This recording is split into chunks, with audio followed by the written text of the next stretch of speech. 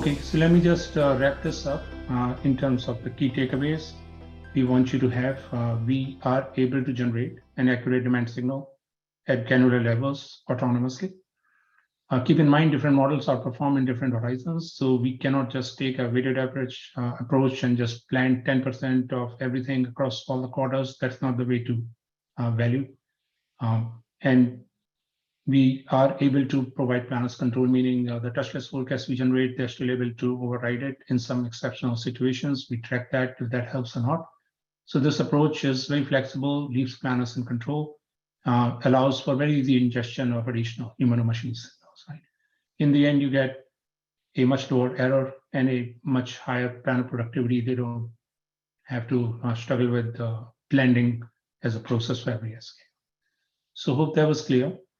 I would just at this point like to give it to Todd. Todd, please go ahead. Sure. Thanks, Ash. Let me, things moved on me for a second.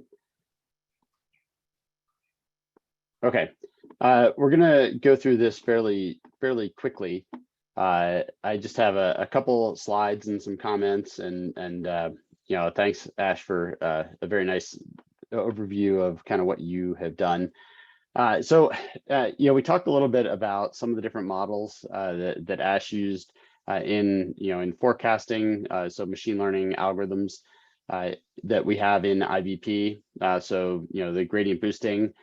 We also have, in addition to that, we also have demand sensing, short-term forecasting algorithms. We have, you know, our traditional demand sensing algorithm, as well as a new one with utilizing XGBoost. We also, as Ash noted, that we also have ARIMA, SARIMA, you know, ARIMAX, SARIMAX. We have all of those for using external data. If you want to do that, we're also bringing to bear, and we didn't really talk about this in this use case, but we're also bringing in data analysis tools, so change point detection in your history using machine learning. So we're also doing some of that analysis historically to help you apply better models. A few other things that we have within IBP in the machine learning space, we do allow doing the segmentation. So if you're doing an ABC XYZ segmentation, we do allow using clustering techniques to determine what the different classes should be for, you know, whether it's ABC or ABCD. You don't have to arbitrarily just pick some, you know, volume or variability to determine those. The system can determine those for you. If we also look in, we are also using clustering techniques with alerts and exception management. So, you know, the idea of, instead of, again, picking an arbitrary value to trigger an alert, you can actually use cluster-based alert determination methods. This is as easy as just hitting a checkbox when you build an alert within IBP. We are working also on using machine learning techniques to recommend actions for alerts. We do have the playbooks that you can do. So within a company, you can actually specify what the next steps might be. But we are working on some projects around, you know, better alert recommendations.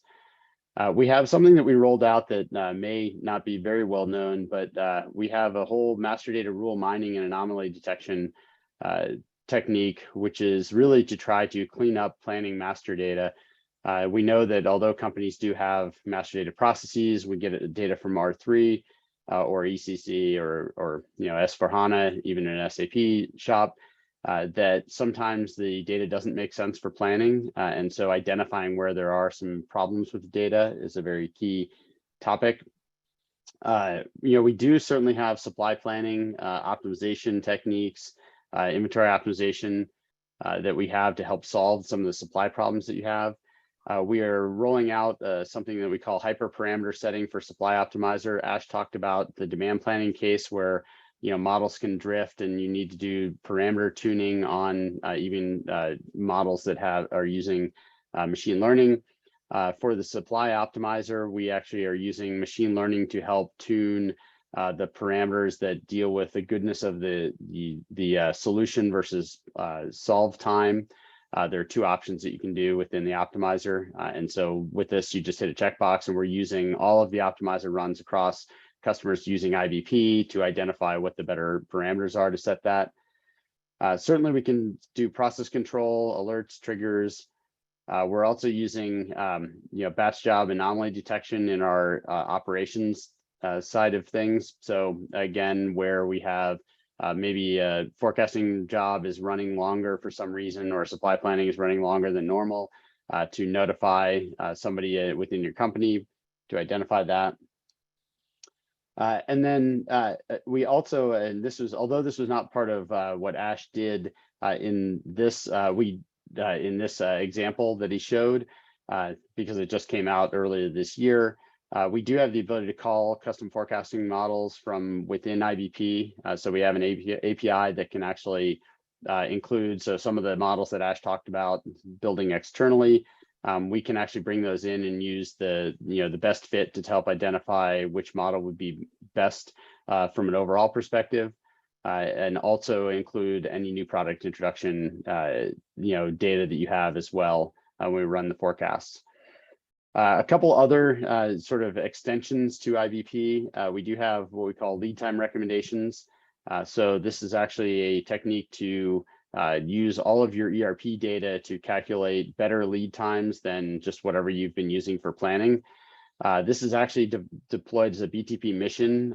So there's actually a link you can go to for BTP missions, and we give you all of the information, any Python scripts or code that you need to implement that, plus instructions of how to do it. And then that can extract out the data and come up with lead time recommendations, and then you can write those to IBP to adjust your lead times for supply. The other project that we're working on is you can either call this pattern or production wheel optimization from a supply planning perspective. This will also be a BTP mission to extend the capabilities of IBP. If we look at just the general demand planning roadmap, quickly, I'll point out a couple things. We talked about the external forecasting algorithms that came out in May of this year. We also came out with a new Croston TSB method for intermittent demand. So that's a new algorithm that we have. If you look at what's coming in the future, you'll see product lifecycle management showing up a lot, especially out in 2211 and 2302. This is a project that we're doing to reimagine how people are doing new product introductions.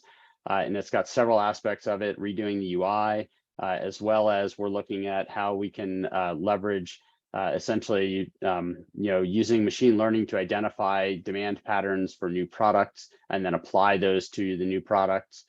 So there's a lot of work going on in that. You'll see several things in that area over the next roadmap. We are also including the demand sensing, the decomposition of demand sensing results. So we do this today for gradient boosting and the REMA models. But basically, this is if you bring in external factors showing which factors are really relevant to your forecast and driving your forecast. So we'll have some better reporting and demand sensing on that. That's using the XGBoost algorithm. And then we're doing some parameter optimization for Croston TSB out in the future. So we are still continuing to innovate in demand planning space. As Ash said, we are also continually looking for additional algorithms that we can bring in. And so we will continue to do that, although we don't always place those on the roadmap. So with that, that's kind of my high level that we have. I'll pass it back to Ash for doing Q&A.